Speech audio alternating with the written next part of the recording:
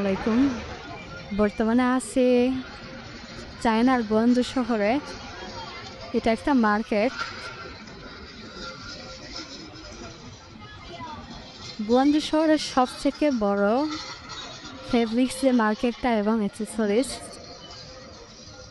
তা অনেক বড়। 7 তলা বিশিষ্ট, নিচে আন্ডারগ্রাউন্ড আছে। জাস্ট এরিয়াটা একটু দেখেন। মার্কেটের নিশ্চয়ই কিন্তু বাইক বা ব্যাটারির যে বাইসাইকেল আদার সব গাড়িগুলো কিন্তু চলতেছিল। মার্কেটটা দেখতে অনেক সুন্দর এবং এখানে এমন কোনো কাপড় নাই যে এখানে পাওয়া যাবে না। আমি নিচে একটা ফ্লোর কিছু ঘুরতে পারছি, আসলে সম্ভব না। এই পুরো এরিয়াটা আমার ধারণা 3 থেকে 4 দিন লাগবে এই মার্কেটটা টোটাল ঘুরতে বা দোকানদার যারা আছে ওনাদের সাথে কথা বলতে।